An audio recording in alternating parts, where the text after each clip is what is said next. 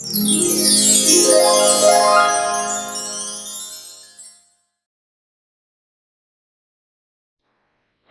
and a warm welcome to Advanced Audit and Assurance, your path to AAA excellence.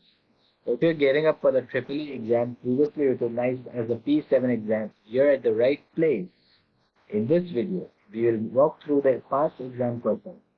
Get ready. We are not just studying the past exam question, we are unlocking the secrets, decoding the scenarios, finding numerous points we can make in the exam to gain marks easily, masterfully drafting answers up to the examiner standard, and skyrocketing your chances of success in the AAA exam.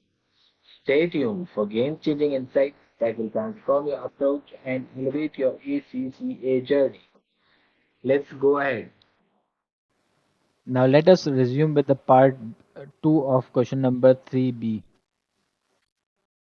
Now see, it says assuming no changes are made to the chairman's statement, evaluate the implications for the completion of the audit and the auditor's report. 5 marks. Candidates 5 marks. See, assuming no changes are made to the chairman's statement, we have agreed that the chairman's statement and the other information are incorrect. They are not in line. So we will evaluate the implications for the completion of the audit and the auditor's report, which is due to be signed in the few days, right?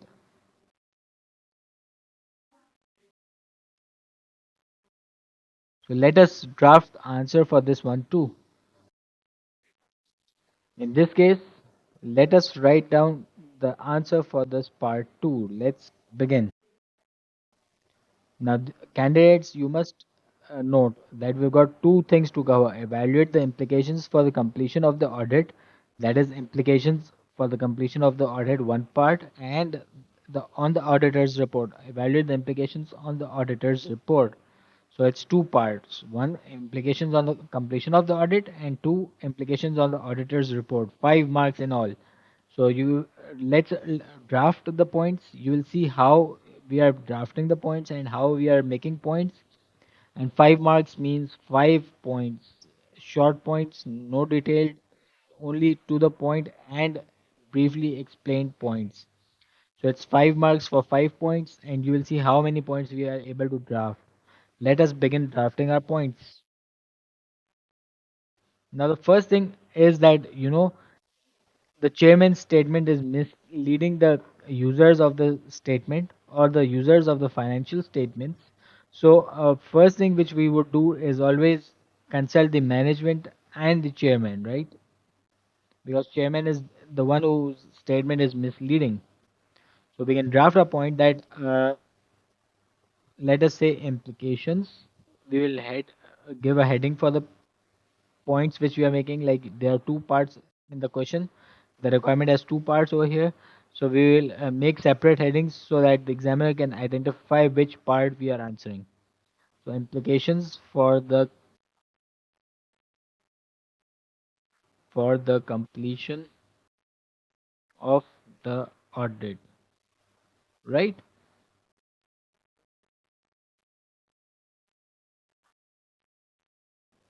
Now let us draft a point. The first point, as we discussed, the auditor should discuss with the management and the chairman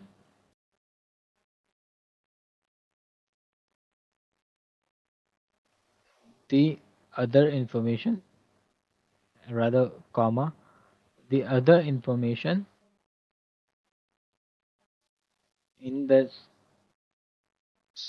in the statement, or rather in the chairman's statement,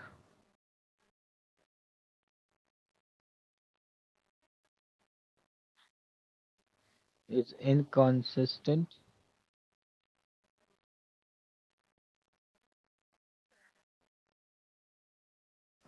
is inconsistent to the misleading growth, because he has referred in his statement, do you remember? We just discussed this.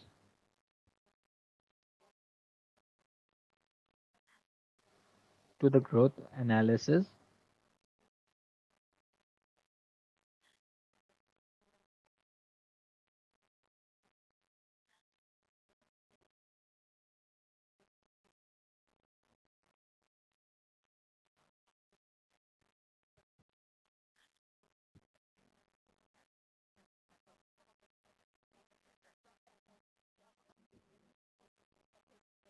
Now see, to the growth analysis as the scientific publishing division will be disposed of during the year, right?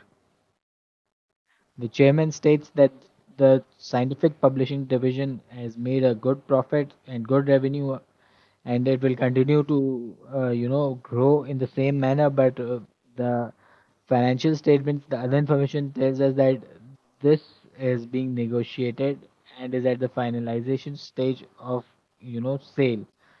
So this is inconsistent with the chairman's statement, right? Now what else?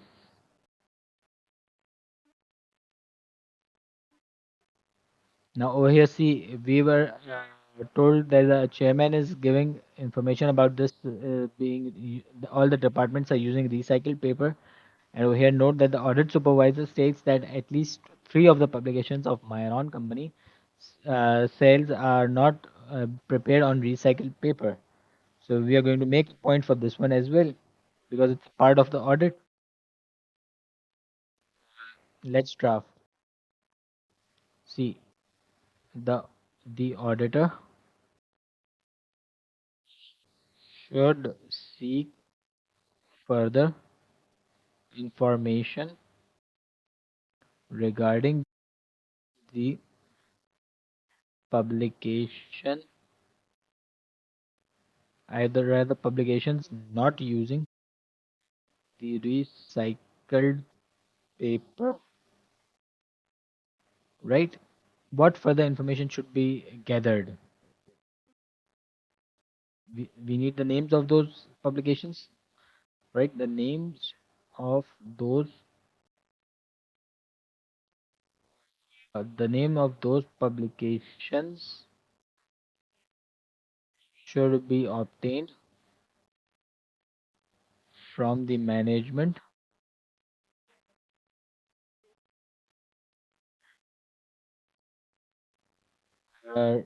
from the management, and a discussion with the management to confirm the auditor's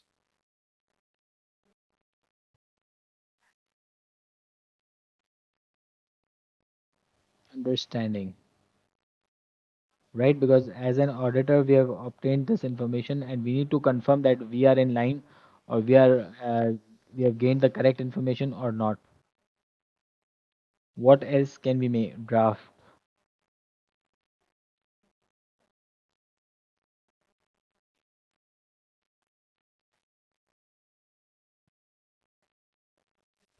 We can say that the chairman's statement needs to be modified for any inconsistent information.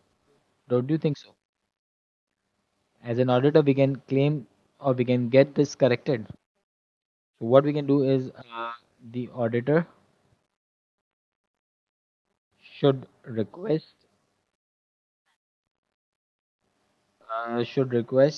that any information inconsistent with no rather the auditor should request that any information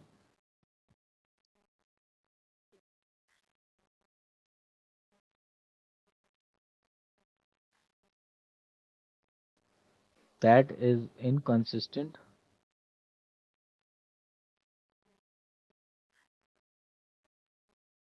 should be removed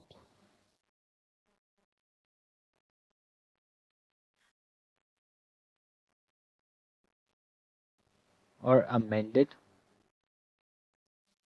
in the chairman's, I'm sorry for the typing mistakes I'm making, statement, because my hand is not so good, my on is not so good on the keyboard.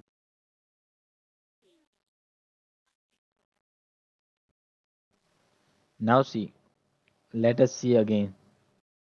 We have drafted one, two, three. 3 points we have drafted up till now, and we out of 5 marks we have gained 3 marks till now, just from this one part. Implications for the completion of the audit. I think we can draft one more point that if the management refuses to make the changes, what action, right?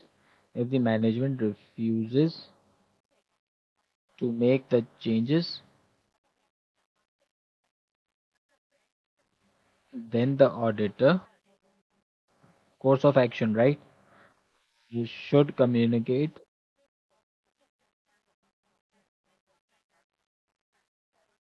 with those charged with governance, right? Um, you see, it's a simple point.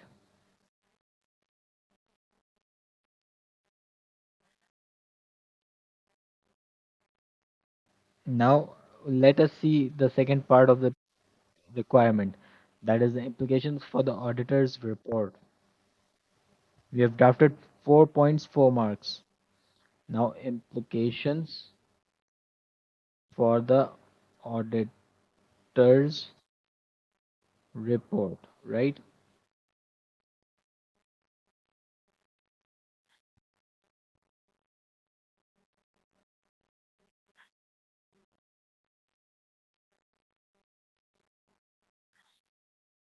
First, we would tell where in the auditor's report we would address this issue to gain our 1 mark,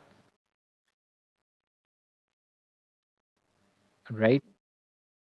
So we can say if the other information remains uncorrected,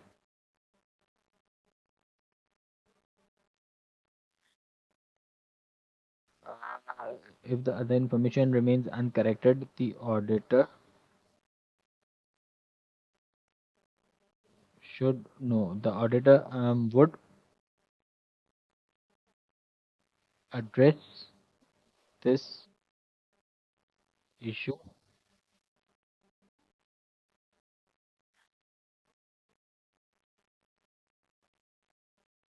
in the other information section of the auditor's report, right?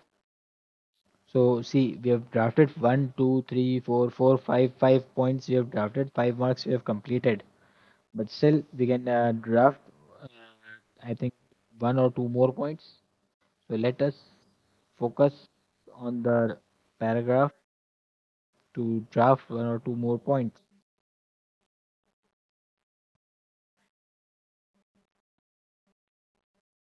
Rather, let me. I feel this is incomplete. If the other information remains uncorrected, the auditor would address this issue in the other information section of the auditor's report.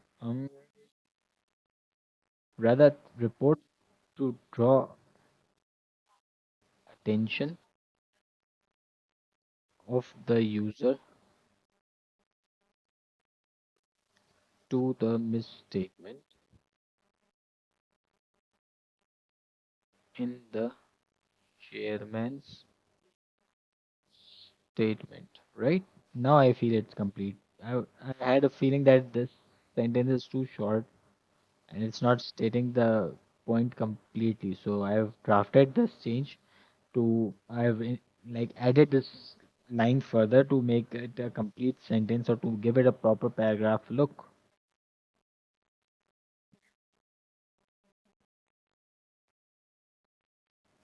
Now see who is responsible for the other information given in the auditor's report.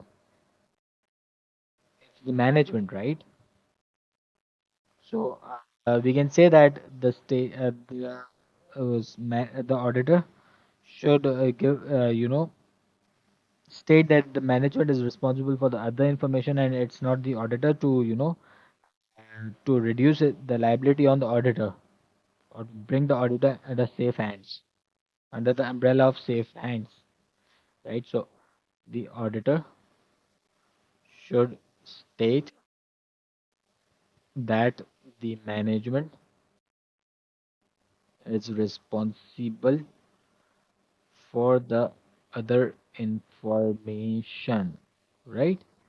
One more point, 6 marks, candidate 6 marks, 6.6 marks. And further, what we can do is that we can draft another point. We can state that the auditor is not responsible for the anything in the other information paragraph. Right? We are giving in one paragraph we are stating that the auditor is that the management is responsible for the other information, and in the other paragraph we are stating that the audit is not responsible. Right? 2 marks, man. Candidates 2 easy marks. Um, the auditor should state. Let us draft this point also that uh, uh, their opinion, the auditor's opinion, does not cover the other information. Right?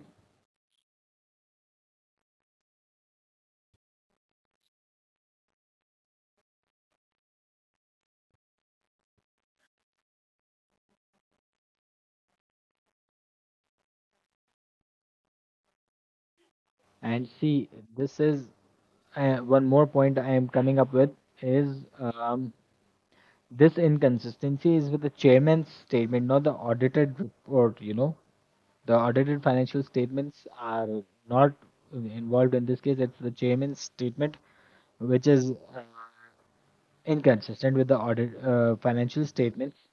So we would not the auditor's report would not be modified, because it's not the audit financial statements that are misstated. It's only the chairman's statement that is being misstated.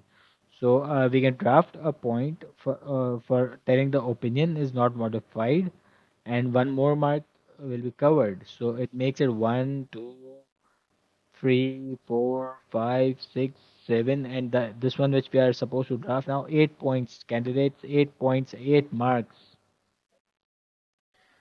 See, it's simple. 5 marks question and 5 marks question covering 8 points. It's just the drafting you need to practice. It's just the identification of the points you need to make. It's so simple. You identify the points, and here you are available with 8 points in the answer. And these, look at this. It's roughly half page of the Word document. That is A4 size, half page. These are simple one, two line, one line, three. The maximum it goes is 2.5, 3 lines. That's it. So these are short paragraphs, short points, easily covering up the marks in the exam. You're looking at how easy it is. You need to focus. You need to focus on identification of the points. You need to brainstorm yourself on drafting, to draft points, to elaborate points where required, and to keep your answers as simple as they could be. Don't complicate yourself. Don't use complex wordings and accept the audit jargon. That's it. You will pass the exam easily. You will pass your paper. The auditor report will not with the auditor's opinion. I see, I'm correcting myself too. In the report will not be modified. See, it's the audit jargon I'm trying using. You need to focus on the audit jargon. The auditor's opinion in the report will not be modified as the inconsistency is in the chairman's statement rather than the financial statement. You see, rather than the audited financial statements, right? You see how easy it is. 8 marks, 8 points, 8 marks being covered in this single paragraph. So keep working, work hard on and focus on drafting points, focus on your exam, and brainstorm yourself on using the audit jargon and finding out points, drafting your points. It's better make mistakes right now before the exam rather than during the exam. May, don't make your exam the practice platform for your first attempt for your first practice platform. Practice beforehand so that you pass your exam in the first go. All right. Have a good day. Thank you. Towards the end of this video, you need to remember greatness doesn't happen overnight.